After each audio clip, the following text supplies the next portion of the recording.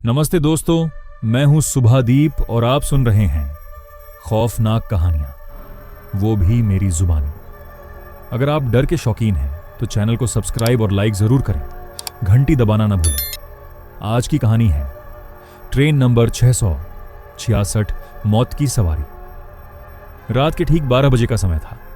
Station पर अजीब सा सन्नाटा पसरा हुआ था। हवा में ठंडक के साथ एक अजीब डर घुला हुआ था। स्टेशन का नाम था कालपुर जंक्शन। यह वही स्टेशन था जहां लोग रात के बाद रुकना तो दूर, नाम लेना भी पसंद नहीं करते थे। लेकिन उस रात प्लेटफॉर्म नंबर 3 पर एक ट्रेन आने वाली थी। Train number 666। अजीब अनाउंसमेंट। यात्रीगण कृपया ध्यान दें, ट्रेन नंबर 666 कुछ ही क्षणों में प्लेटफॉर्म नंबर 3 पर आएगी। अनाउंसमेंट सुनते ही प्लेटफॉर्म पर खड़े कुछ लोगों के चेहरे पर डर साफ दिखाई देने लगा। एक बुजुर्ग आदमी ने धीरे से कहा, यह ट्रेन हर किसी के लिए नहीं आती। राहुल एक यूट्यूबर था, उसे भूतिया जगहों पर वीडियो बनाना बहुत पसंद था। उसने कैमरा ऑन किया और बोला, दोस्तों आज हम इंडिया की सबसे खतरनाक ट्रेन नंबर 666 में सफर करने जा रहे हैं। उसके दोस्त अमित ने डरते हुए कहा, भाई ये सही नहीं लग रहा। राहुल हंसते हुए बोला, भूत प्रेत कुछ नहीं होता, सब दिमाग का खेल है। अचानक दूर से एक अजीब सी आवाज आई, छुक छुक छुक। लेकिन यह आवाज सामान्य ट्रेन जैसी नहीं थी। इसमें एक दर्द था, जैसे कोई रो रहा हो। धीरे धीरे ट्रेन प्लेटफॉर्म पर आई। उसका रंग काला था, खिड़कियां टूटी हुई और हर डिब्बे पर खून जैसे लाल निशान। सबसे डरावनी बात, उस पर लिखा था 666। राहुल और अमित ट्रेन में चढ़ गए। अंदर पूरा अंधेरा था, लाइट झिलमिला रही थी। डिब्बे में कुछ लोग बैठे थे, लेकिन उनके चेहरे नहीं दिख रहे थे। राहुल ने कैमरा उनकी तरफ घुमाया और तभी एक आदमी ने धीरे से सिर उठाया। उसकी आंखें पूरी काली थीं। ट्रेन चल पड़ी। अचानक दरवाजा अपने आप बंद हो गया और एक ठंडी हवा राहुल के कान के पास से गुजरी। एक आवाज आई, तुम यहां क्यों आए हो? राहुल ने पीछे मुड़कर देखा, लेकिन वहां कोई नहीं था। अमित ने फोन निकाला, भाई नेटवर्क नहीं आ रहा। राहुल बोला, कोई बात नहीं, वीडियो रिकॉर्ड हो रहा है। लेकिन जब उसने कैमरा देखा, स्क्रीन पर सिर्फ ब्लैक शैडो दिख रही थी।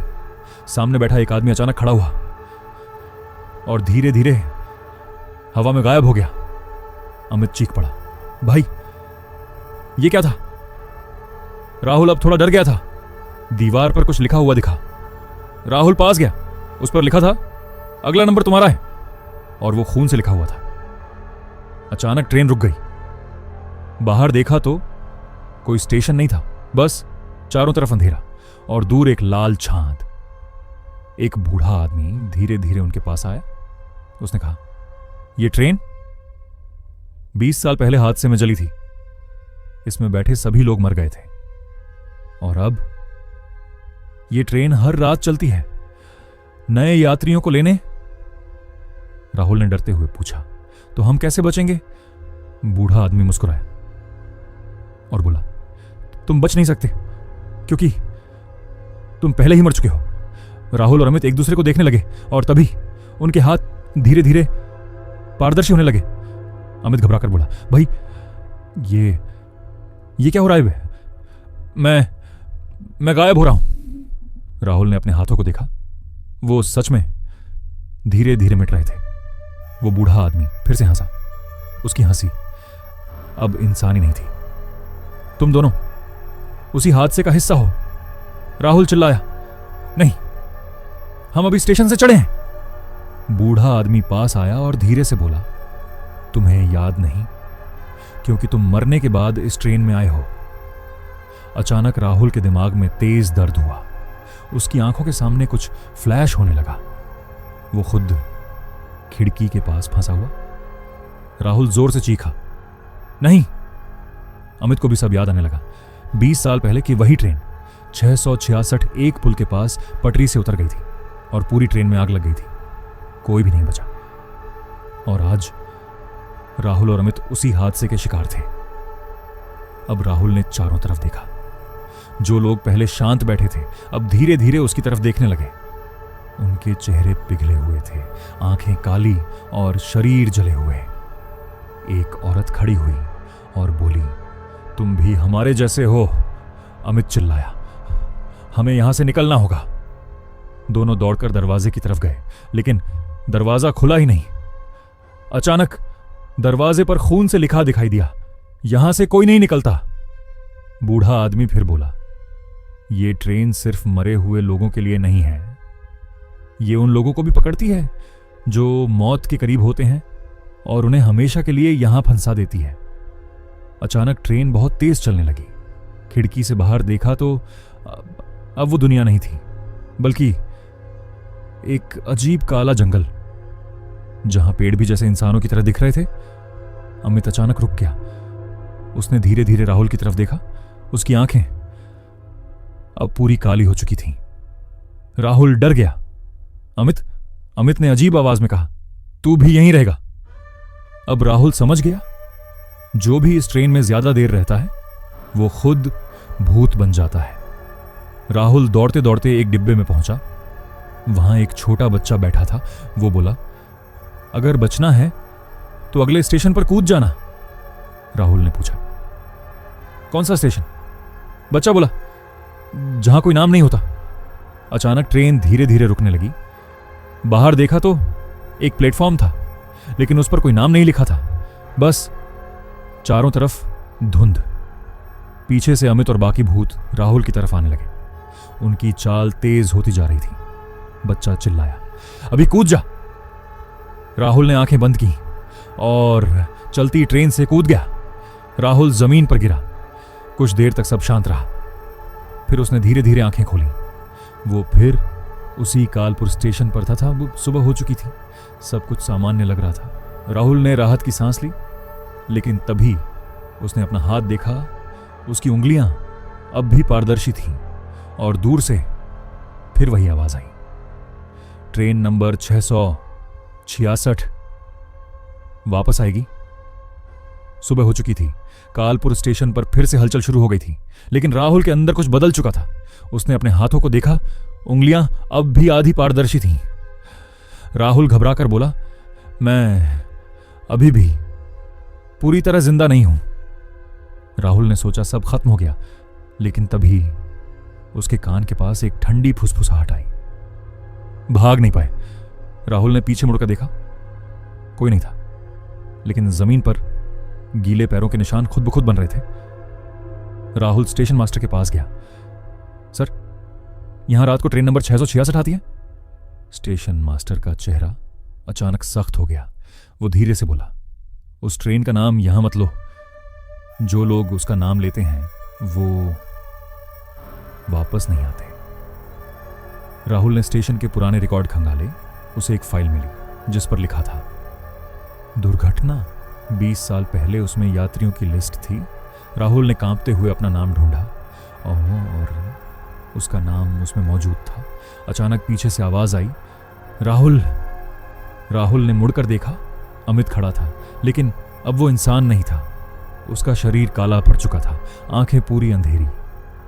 वो धीरे धीरे बोला, तू बच नहीं सकता। अमित ने राहुल का हाथ पकड़ा और अचानक राहुल फिर से उसी ट्रेन के अंदर पहुंच गया, लेकिन इस बार वो अकेला नहीं था। वो खुद सीट पर बैठा हुआ दिख रहा था, जैसे वो दो जगह पर एक साथ मौजूद हो। एक आवाज गूंजी, ये ट्रेन समय में फंसी हुई है। जो एक बार इसमें आता है वो हर रात वही सफर दोहराता है। अब राहुल समझ गया, वो बचा नहीं था, बस उसकी आत्मा को एक मौका मिला था, लेकिन वो अधूरा रह गया। राहुल ने खुद से कहा, अगर मैं इस लूप को तोड़ दूं तो शायद मैं आजाद हो जाऊं। उसे उस बच्चे की बात याद आई, बिना नाम वाले स्टेशन पर कूद जाना। रात फिर से शुरू हो गई। घड़ी ने 12 बजाए और ट्रेन नंबर 666 फिर प्लेटफॉर्म पर आ गई। इस बार राहुल पहले से ही अंदर था। भूतों की भीड़ उसकी तरफ बढ़ने लगी। अमित सबसे आगे था। वो चिल्लाया, अब तू भी हमारे साथ रहेगा। पूरा डिब्बा खून से भरने लगा। दीवारों से आवाजें आने लगीं। यहां से कोई नहीं बचता। ट्रेन धीरे धीरे रुकने लगी। बाहर वही बिना नाम वाला स्टेशन था। राहुल दौड़ा। भूत उसके पीछे। अमित ने उसका पैर पकड़ लिया। मत जा। राहुल ने पूरी ताकत लगाई और चलती ट्रेन से फिर कूद गया। राहुल जमीन पर गिरा। कुछ देर तक कुछ नहीं हुआ। फिर उसने आंखें खोली। वो फिर से उसी ट्रेन के अंदर था, लेकिन इस बार वो खुद खिड़की के पास बैठा था और नए यात्री ट्रेन में चढ़ रहे थे। राहुल मुस्कुराया और धीरे से बोला, स्वागत है ट्रेन नंबर 666 में। ट्रेन धीरे धीरे आगे बढ़ रही थी, लेकिन इस बार कुछ अलग था। राहुल अब डर नहीं रहा था, क्योंकि वो अब इस ट्रेन का हिस्सा बन चुका था। राहुल खिड़की के पास बैठा था। उसकी आंखें अब पूरी काली हो चुकी थीं। चेहरे पर एक अजीब सी मुस्कान, जैसे वो अब इंसान नहीं रहा। ट्रेन एक स्टेशन पर रुकी। कुछ लोग चढ़े, डरे हुए, उलझन में, बिल्कुल वैसे ही जैसे कभी राहुल था। एक लड़का बोला, ये ट्रेन थोड़ी अजीब नहीं है? राहुल धीरे से खड़ा हुआ और बोला, स्वागत है आपकी आखिरी यात्रा में। अचानक लाइट झिलमिलाने लगी। दरवाजे अपने आप बंद हो गए। ट्रेन ने तेज रफ्तार पकड़ ली। नए यात्री घबराने लगे। अब राहुल को सब समझ आ गया था। ये ट्रेन खुद नहीं चलती, कोई इसे चलाता है, और अब वो खुद उस खेल का हिस्सा था। एक आदमी भागकर दरवाजे तक गया, लेकिन दरवाजा बंद। अचानक राहुल उसके पीछे पहुंचा और धीरे से उसके कान में बोला, भागने की कोशिश मत करो। अगले ही पल वो आदमी हवा में गायब हो गया। अचानक डिब्बे में आग की लपटें दिखने लगीं। लोग चीखने लगे, बचाओ, लेकिन कोई नहीं बच सकता था। वही छोटा बच्चा फिर राहुल के सामने आया, लेकिन इस बार उसकी आंखों में आंसू थे। वो बोला, तू भी इनके जैसा बन गया। राहुल कुछ सेकंड के लिए रुक गया। राहुल के अंदर कुछ जागा। पुरानी यादें, उसका यूट्यूब चैनल, उसकी जिंदगी। उसने धीरे से कहा, मैं ऐसा नहीं हूं। बच्चा बोला, अगर तू सच में अलग है तो किसी को बचा, लेकिन याद रख, अगर तूने किसी को बचाया तो तू हमेशा के लिए खत्म हो जाएगा। राहुल के सामने दो रास्ते थे, हमेशा के लिए भूत बनकर जीना, किसी को बचाकर खुद खत्म हो जाना। एक लड़की कोने में रो रही थी, मुझे बचा लो। राहुल उसकी तरफ बढ़ा। पीछे से बाकी भूत चिल्लाए, मत कर, ये नियम के खिलाफ है। राहुल ने लड़की का हाथ पकड़ा और बोला, अगले स्टेशन पर कूद जाना। ट्रेन धीरे धीरे रुकने लगी। फिर वही बिना नाम वाला स्टेशन। अमित सामने आ गया, तू नियम तोड़ रहा है। राहुल बोला, आज कोई बचेगा? अमित गुस्से में चिल्लाया, तो तू खत्म हो जाएगा। ट्रेन रुकी। राहुल ने लड़की को धक्का दिया, कूद जा। लड़की कूद गई। अचानक पूरा डिब्बा हिलने लगा। भूत चिल्लाने लगे, तूने नियम तोड़ा। राहुल का शरीर जलने लगा। वो चीखा, आ। राहुल धीरे धीरे राख में बदलने लगा, लेकिन अचानक पूरा ट्रेन सिस्टम रुक गया और एक आवाज आई, एक आत्मा मुक्त हो चुकी है। पूरा डिब्बा हिल रहा था। चारों तरफ चीखें गूंज रही थीं। राहुल का शरीर धीरे धीरे राख में बदल रहा था, लेकिन उसकी आंखों में अब डर नहीं था। System error, system error. वो अजीब आवाज बार बार गूंज रही थी। पूरी ट्रेन जैसे नियंत्रण खो चुकी थी। दीवारें फटने लगीं। छत से काला धुआं निकलने लगा। अचानक ट्रेन के आखिरी डिब्बे का दरवाजा अपने आप खुला। अंदर से एक लंबी काली परछाई बाहर आई। उसकी आंखें जलते हुए कोयले जैसी लाल थीं। वो आवाज गूंजी, किसने नियम तोड़ा? बूढ़ा आदमी फिर दिखाई दिया, लेकिन इस बार वो झुक गया और बोला, मालिक, इसने। वो परछाई राहुल के सामने आई। तुमने एक आत्मा को मुक्त किया। ये ट्रेन संतुलन पर चलती है। एक आत्मा जाती है तो एक नई आत्मा फंसती है। राहुल कमजोर आवाज में बोला, तो ये सब एक खेल है। परछाई हंसी, ये खेल नहीं, ये सजा है उन आत्माओं के लिए जो अधूरी मौत मरते हैं। राहुल को अचानक सब समझ आ गया।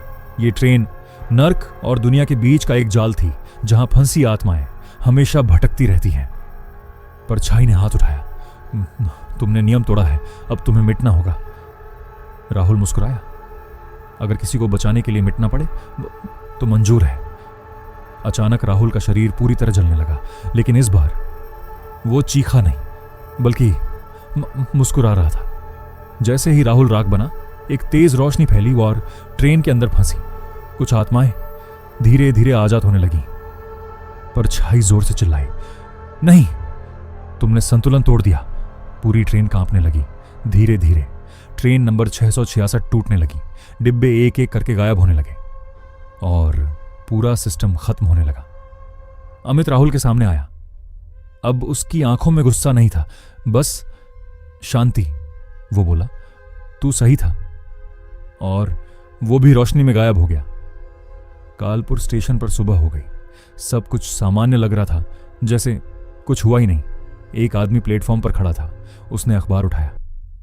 उसमें खबर थी, 20 साल पुरानी ट्रेन दुर्घटना का रहस्य अभी भी अनसुलझा।